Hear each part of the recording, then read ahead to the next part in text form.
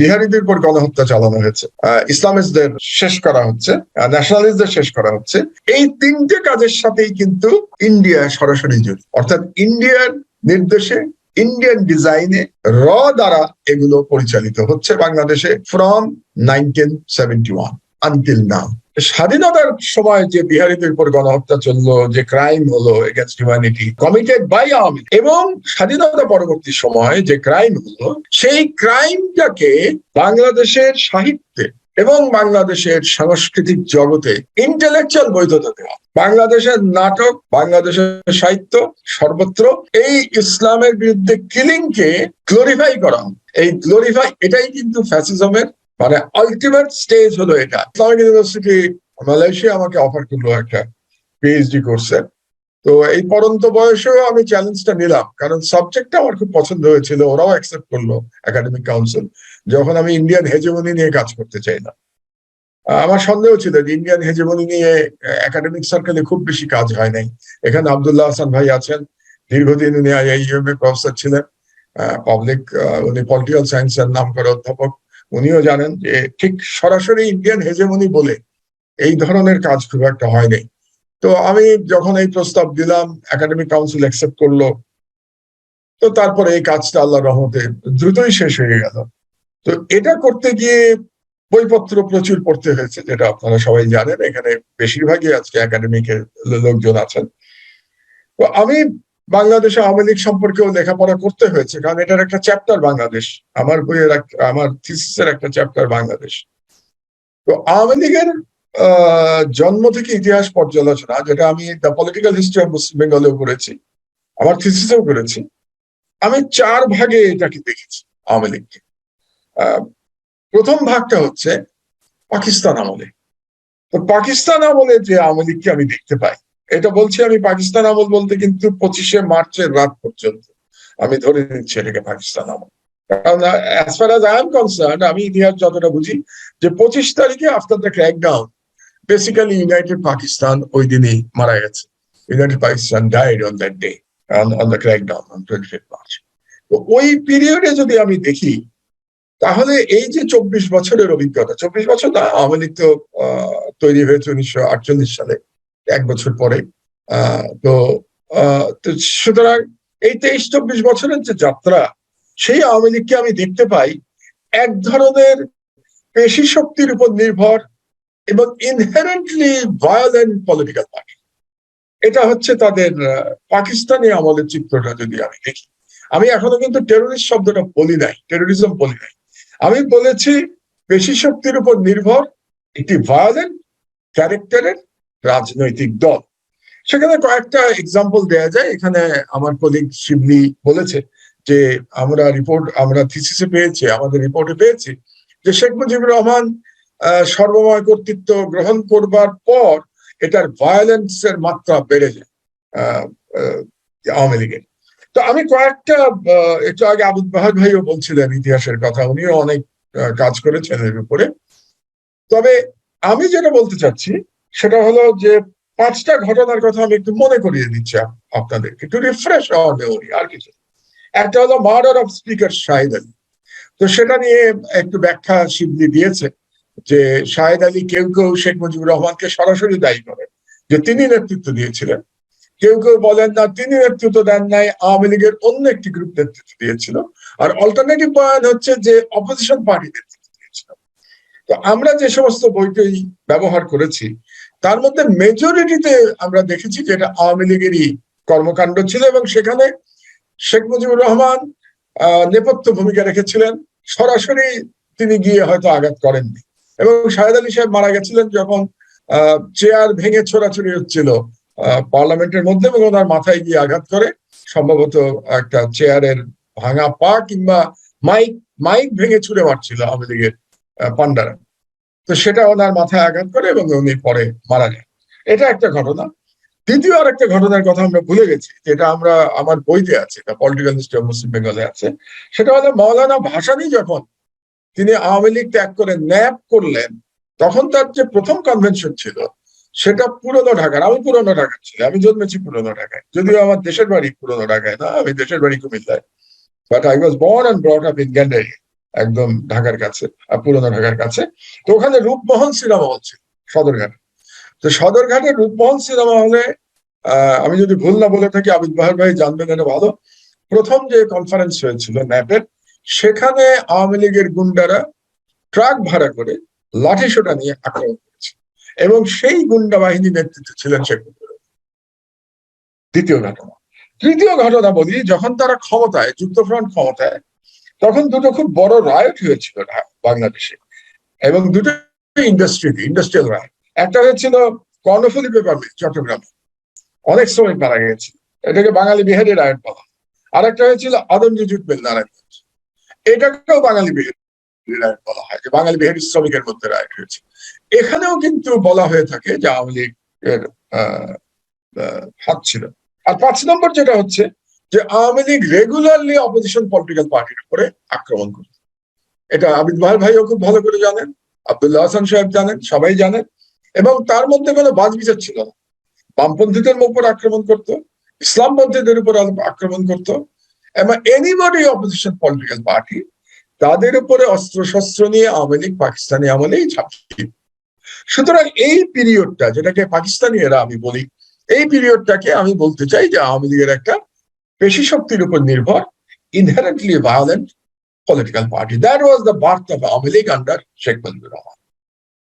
দ্বিতীয়, আমি আবারও সেই ইতিহাসের ছাত্র হিসেবে যেটা দেখি, আবারও যেটা আমি দেখি দ্বিতীয়টা, সেটা হচ্ছে রেকর্ডিং স্টপ কেন হলো? রেকর্ডিং তো করে রাখা দরকার শিবলি। তো সেকেন্ড হলো যে ডিউরিং লিবারেশন ওয়ার। তাহলে প্রথমটা আমি পাকিস্তানে আমার বাদ দিলাম, এবার আমি চলে আসছি লিবারেশন ওয়ার। তো লিবারেশন ওয়ারে হলোটা কি, যে 25 তারিখ রাতে যখন পাকিস্তান সেনাবাহিনী গণহত্যা শুরু করলো ঢাকায়, এবং পরবর্তী যে গণহত্যা, সেই গণহত্যার কারণে, সেটার থেকে আওয়ামী লীগের পাল্টা গণহত্যার, পাল্টা নৃশংসতা, এবং বিহারীদের উপরে গণহত্যা এবং পলিটিক্যাল মার্ডারের একটা ন্যায্যতা দেওয়া হয়। এটা হলো ডিউরিং দ্য লিবারেশন ওয়ার। এবং ডিউরিং লিবারেশন ওয়ার বাংলাদেশের জনগণের বিরুদ্ধে যে গণহত্যা চালিয়েছে পাকিস্তানিরা, সেটা নিয়ে প্রচুর লেখালেখি হয়েছে, প্রচুর প্রচার হয়েছে।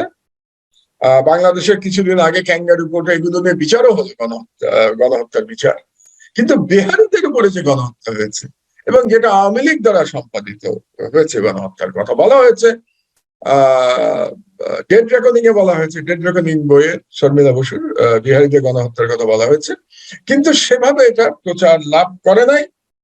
কেন করে নাই সেটা দেখার দায়িত্ব সিনিয়র যারা আছেন, আব্দুল্লাহ হাসান সাহেবের মতো যারা পণ্ডিত আছেন, ওনাদের দেখার কথা। কিন্তু আমি যেটা পড়াশোনা করে কিছু রিসার্চ করে দেখেছি, যে পাকিস্তান গভর্নমেন্ট তখন চায় নাই যে এটা আসুক বাইরে, কারণ এলে পরে তারা নিজেরা গণহত্যা শুরু করেছে। আবার যদি বিহারি গণহত্যা শুরু হয়, তাহলে পশ্চিম পাকিস্তানে যে বাঙালিরা ছিল সেই সময়, তাদের উপরে গণহত্যার আশঙ্কা হবে, এবং তারা রাষ্ট্র আর চালাতে পারবে না। মানে পাকিস্তানিরা সম্ভবত যেটা বুঝতে পারে নাই, বুঝতে ব্যর্থ হয়েছে, যে 25 তারিখের পরে আর ইউনাইটেড পাকিস্তান রাখার মতো কোনো সুযোগ তাদের ছিল না। এবং যেহেতু ইউনাইটেড পাকিস্তান রাখার সুযোগ তাদের ছিল না, সেই হেতু তাদের উচিত ছিল যে পুরো ঘটনাটা, সত্য ঘটনাটা তুলে ধরা। তো সেখানে পাকিস্তানিরা ব্যর্থ হয়েছিল। এবং আপনাদের মনে আছে, আমাদের জেনারেশনের মনে আছে, যে 25 তারিখে গণহত্যার পরে উইদিন 48 আওয়ার্স যে হোটেলের কথা বলছিলেন আবিদ বাহার ভাই, হোটেলটার নাম ছিল তখন ইন্টারকন্টিনেন্টাল, পূর্বানীনা। তো ইন্টারকন্টিনেন্টাল হোটেলে যে বিদেশি সাংবাদিকরা ছিল, তাদেরকে পাকিস্তান আর্মি জোর করে পাকিস্তান পাঠিয়ে দেয়, এবং জোর করে পশ্চিম পাকিস্তানে পাঠিয়ে দেওয়ার কারণে আসলে বাংলাদেশে কি হচ্ছে সেটা সম্পর্কে কিন্তু ফার্স্ট হ্যান্ড ইনফরমেশন দেওয়া কঠিন হয়ে যায়। এবং যে কারণে ইন্ডিয়ার পক্ষে এই সুযোগটা নিয়ে একতরফা প্রচারণা চালানো সহজ হয়েছে। সুতরাং আমি যদি ডিউরিং লিবারেশন ওয়ার আওয়ামী লীগকে দেখি, তাহলে আমরা দেখতে পাচ্ছি যে এক ধরনের ভায়োলেন্সের মাত্রা বৃদ্ধি পাচ্ছে, এবং তাদেরও গণহত্যায় খুব একটা আপত্তি নাই।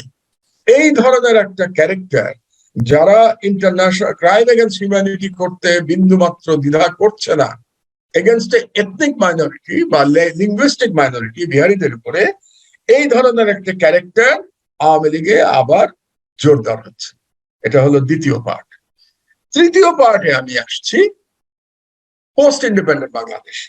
তাহলে এক ধরনের ভায়োলেন্ট টেরোরিস্ট ক্যারেক্টার নিয়ে আওয়ামী লীগের আগমন ঘটলো বাংলাদেশের রাষ্ট্র ক্ষমতায়। রাষ্ট্র ক্ষমতায় আসার পরে তারা করলোটা কি, তারা রাজাকার, আলবদর এবং স্বাধীনতা বিরোধী খতমের নামে এক ধরনের লাইসেন্স পেয়ে গেল বাংলাদেশে প্রো ইসলামিক পুরো পলিটিক্যাল ফোর্সকে এলিমিনেট করার লাইসেন্স পেয়ে গেল। এবং এই লাইসেন্সটাকে তারা কাজে লাগিয়ে তাদের অত্যাচারের মাত্রা আরো বৃদ্ধি পেল। যেমন ধরেন, আমি যদি স্বাধীনতা পরবর্তী কাদের সিদ্দিকীর ঘটনাটা বলি, কাদের সিদ্দিকীর রেফারেন্স একটু আগে আবিদ ভাই বলেছেন। কাদের সিদ্দিকী প্রকাশ্য দিবালোকে মিটিং এর মধ্যে 4 জনকে পল্টন ময়দানে মিটিং এ বেয়োনেট দিয়ে হত্যা করেছে, এবং এটা ইন্টারন্যাশনাল মিডিয়াতে এসছে, এবং সেটা সম্ভবত আমাদের এই রিপোর্টে আমরা ব্যবহার করেছি, যদি আমি ভুল না বলে থাকি, উইথ রেফারেন্স এন্ড এভরিথিং। তাহলে কাদের সিদ্দিকী নিজেও তো একজন যুদ্ধাপরাধী, আন্তর্জাতিক আইনে। তো সুতরাং এই যে যুদ্ধাপরাধের বিষয়টা, এটা যে অপরাধ, এই চিন্তাবোধই আওয়ামী লীগের থেকে আস্তে আস্তে অপশ্রিয়মান হতে শুরু করবে। তার মানে ফ্রম এ পলিটিক্যাল পার্টি তাদের ট্রান্সফরমেশন হতে থাকলো এক ধরনের কি বলবো, ভিজিলান্তে গ্রুপ, এক ধরনের ফ্যাসিস্ট নেচারের মধ্যে তাদের ট্রান্সফরমেশন হতে লাগলো। এবং এই ট্রান্সফরমেশনের সাথে ইন 1972 সালে, যখন ইসলামোফোবিয়া ওভাবে বিস্তার লাভ করে নাই সারা দুনিয়াতে, বাংলাদেশে কিন্তু ইসলামোফোবিয়া বিস্তার লাভ করলো। এবং এটা আমার কথা না, এটা একটু আগে শিবলি যে বইয়ের কথা বলেছে, আবুল মনসুর আহমেদের আমার দেখা রাজনীতির 50 বছর, যদি আপনারা পড়েন, এবং আবুল মনসুর আহমেদ সাহেবকে বর্তমানে ইসলামোফোবিক সম্পাদক মাহফুজ আলমের ফাদার। তো মাহফুজ আলমের ফাদার মানে ডেইলি স্টারে মাহফুজ আলম বাংলাদেশে যে ইসলামোফোবিয়ায় নেতৃত্ব দিয়েছে, বা নেতৃত্ব যারা দিয়েছে তাদের মধ্যে অন্যতম, তার পিতা পোস্ট ইন্ডিপেন্ডেন্স ইসলামোফোবিয়ার কথা বলছেন তার বইতে আমার দেখা রাজনীতির 50 বছর। তো সেই ইসলামোফোবিয়া আমরা দেখেছি, আমরা তখন ইন্টারমিডিয়েট, তো আমরা দেখেছি ইন্টারমিডিয়েট পড়া অবস্থায় সেই ইসলামোফোবিয়া। সব থেকে ডেঞ্জারাস ব্যাপার হলো, এই যে স্বাধীনতার সময় যে বিহারীদের উপর গণহত্যা চললো, যে ক্রাইম হলো against humanity committed by Awami League, এবং স্বাধীনতা পরবর্তী সময় যে ক্রাইম হলো, সেই ক্রাইমটাকে বাংলাদেশের সাহিত্যে এবং বাংলাদেশের সাংস্কৃতিক জগতে ইন্টেলেকচুয়াল বৈধতা দেওয়া, বাংলাদেশের নাটক, বাংলাদেশের সাহিত্য, সর্বত্র এই ইসলামের বিরুদ্ধে কিলিংকে গ্লোরিফাই করা। এই গ্লোরিফাই, এটাই কিন্তু ফ্যাসিজমের মানে আলটিমেট স্টেজ হলো এটা, যখন ইন্টেলেকচুয়ালি এই ধরনের ক্রাইম এগেন্স্ট হিউম্যানিটিকে গ্লোরিফাই করা হয়, যেভাবে হিটলারের জার্মানিতে গ্লোরিফাই করা হয়েছিল জুইশ ক্লিনজিং, যেটাকে ফাইনাল সলিউশন বলেছে। যে ফাইনাল সলিউশনের কথা আমরা এখন ইন্ডিয়াতে শুনতে পাচ্ছি, মুসলমানদের নামে বলা হচ্ছে যে ফাইনাল সলিউশন করা। তাহলে আমি ইতিহাসের ছাত্র হিসেবে আওয়ামী লীগের বিকাশটা দেখতে পাচ্ছি। এটাকে বিকাশ না বলে, বিকাশ শব্দটা পজিটিভ, এটা নেগেটিভটা আমার এখন মনে আসছে না, মানে যেটা বলা উচিত এটা ডাউনফল বলা যেতে পারে ইংলিশ যদি বলি, two A rapidly fascist political party who practice in violence, in mass killing, in genocide, এবং who should be brought under international justice for their crime against humanity. Finally, final part, 4 number part, the Sheikh Hasina fascism. তো শেখ হাসিনা ফ্যাসিজমটা কিভাবে হলো? Post 9/11, আমি 4th স্টেজে যাচ্ছি আওয়ামী লীগের, 3 stage পার করেছি আমি। ইন 21st century, পোস্ট 9/11, যখন ওয়ার্ল্ডে ব্যাপকতা লাভ করলো ইসলামোফোবিয়া, যে কারণে কিন্তু রিসেন্টলি ইউএনকে বলতে হয়েছে, একটা আন্তর্জাতিক দিবস ঘোষণা করতে হয়েছে 15ই মার্চ প্রতি বছর, যে day against Islamophobia, day to counter Islamophobia. মানে এত ইসলামোফোবিয়া সারা দুনিয়াতে ছড়িয়ে গেছে। এর সুযোগ গ্রহণ করে হাসিনার ফ্যাসিস্ট উত্থান হলো। এই বিষয়গুলো আমাদের যারা সমাজ বিশ্লেষক, আমরা যারা কাজ করি, আমি এখন নিজেকে বিশ্লেষক বলি না, স্টুডেন্টই বলি, তো আমাদের কাজ করা উচিত এই এই এই এইগুলোর উপর ইন্টেলেকচুয়াল। তো ওই সুযোগ গ্রহণ করে ইসলামোফোবিয়ার সুযোগে হাসিনার আবির্ভাব, ফ্যাসিজমের আবির্ভাব, বাংলাদেশের জঙ্গিবাদ তত্ত্বের আবির্ভাব এবং জঙ্গিবাদ তত্ত্ব করে বিকাশ লাভ করলো। এবং সেই বিকাশ লাভের 5টা ঘটনা খুব গুরুত্বপূর্ণ, আপনাদেরকে এটা একটু মনে রাখতে বলি। আমি এই 5টা ঘটনা অত্যন্ত গুরুত্বপূর্ণ আমাদের present character of fascist nature বুঝবার জন্য। সেগুলো হলো আমি বলছি, এক হলো, প্রথমেই আসি আমি লগি বৈঠক যে সন্ত্রাস ছিল 2006 সালে। 2006 সালে সম্ভবত 28 অক্টোবর, 28 অথবা 27, আমি এক্সাক্ট ডেটটা ভুলে গেছি, 27 কিংবা 28, অবশ্যই 2006 সালে লগি বৈঠক সন্ত্রাসে যখন প্রকাশ্য দিবালোকে টেলিভিশনের সামনে মানুষজনকে লগি বৈঠা দিয়ে পিটিয়ে হত্যা করে তাদের লাশের উপরে নাচা হলো, লাফালাফি করা হলো এবং তার বিরুদ্ধে সমাজে কোনো প্রতিবাদ উচ্চারিত হলো না এবং এটাকে গ্লোরিফাই করা হলো ডেইলি স্টার, প্রথম আলো, জনকণ্ঠ মার্কা নিউজ পেপারে, সংবাদ মাধ্যমে, টেলিভিশনে, অ্যান্টি ইসলামিক টেলিভিশনে। তখন থেকে শুরু এই ঘটনার মাধ্যমে কিন্তু ফ্যাসিবাদ কিভাবে বিস্তার লাভ করছে, তার যে টেন্টাকলস গুলো সমাজের সর্বত্র ছড়িয়ে দিচ্ছে এই ঘটনা। সেকেন্ড ঘটনা যেটা হলো সেটা শাহবাগের ফ্যাসিস্ট আন্দোলন, যেটা আমরা বলেছিলাম আমার দেশে শাহবাগে ফ্যাসিবাদের পদধ্বনি। বিকজ শাহবাগে ফ্যাসিবাদের পদধ্বনি হলো ফেব্রুয়ারি 2013 এবং ওই সময় তাদের যে দাবি দাওয়া গুলো ছিল শাহবাগে, দ্যাট ওয়াজ এ ফ্যাসিস্ট দাবি দাওয়া, যে কারো বিচার করতে হবে না, সবাইকে ফাঁসিতে ঝুলিয়ে দিতে হবে। তাদের বিরুদ্ধে প্রো ইসলামিক কোন মিডিয়া থাকতে পারবে না, প্রো ন্যাশনালিস্ট মিডিয়া থাকবে না, প্রো ন্যাশনালিস্ট ব্যাংক থাকবে না, প্রো ইসলামিক কোন ব্যাংক থাকবে না, ব্যাংকিং সিস্টেম থাকবে না, ন্যাশনালিস্টদের অধীনে কোনো ব্যবসা বাণিজ্য থাকবে না, সমস্ত থাকবে ভারতীয় মদতপুষ্ট এই ইসলামোফোবিক গ্রুপের হাতে। এটাই ছিল ওর দাবি, বিচার চাই না, ফাঁসি চাই, দ্যাট ওয়াজ দ্য দাবি। দুর্ভাগ্যবশত যেহেতু তখন ইসলামোফোবিয়া সারা বিশ্বে বিস্তৃত, এর বিরুদ্ধে কোনো আওয়াজ আমরা কোন পশ্চিমা গণতান্ত্রিক শক্তির মুখ থেকে পাই নাই। আজকে আমেরিকা কথা বলছে, কিন্তু সেদিন তারা প্রকারান্তরে শাহবাগকে সমর্থন করেছে, বুঝে অথবা না বুঝে। শাহবাগ যে ইন্ডিয়ার রয়ের একটা প্রজেক্ট, এটা বুঝতে তারা পারেন। যেমন গতকাল একজন সাংবাদিকের সাথে বাংলাদেশে কথা হলো, সে শাহবাগের বিরাট সমর্থক ছিল, এখন প্রতিদিন ইউটিউবে 3-4টা বক্তব্য দেয় সরকার বিরুদ্ধে। কালকে ঘটনাচক্রে টেলিফোনে আমার সাথে তার কথা হয়ে গেল, আমি আমার স্বভাব অনুযায়ী সরাসরি তাকে বললাম, তুমি তো শাহবাগের পক্ষে ছিল এবং তুমি তো আমাদের নামে, তখন তোমার টেলিভিশন ছিল, তুমি টেলিভিশনে নিউজ করেছো এবং আমাকে পার্সোনালি আক্রমণ করে নিউজ করেছো। সে বললো আমার ভুল হয়েছিল, আমি বুঝতে পারি নাই। আমি বললাম, তো এই ভুলের মাসুল কে দেবে? তোমাদের মতো সাংবাদিকদের ভুল হয়েছে, আজকে ভুলের মাসুল সারা জাতি দিচ্ছে। The entire nation is lost. The country has been destroyed. এর মাসুল আমাদের ভুল হয়েছিল বললে কি হয়ে গেল? মাসুল দেওয়া শেষ হয়ে গেল। তো যাই হোক, এটা আমি মনে করিয়ে দিলাম। সো শাহবাগ ছিল ফ্যাসিস্ট আন্দোলনের একটা অধ্যায়। 3 নম্বর হচ্ছে শাপলা চত্বর গণহত্যা। শাপলা চত্বর গণহত্যা হলো শাহবাগের পরপরই 5ই মে 2013, আমি তখন জেলে।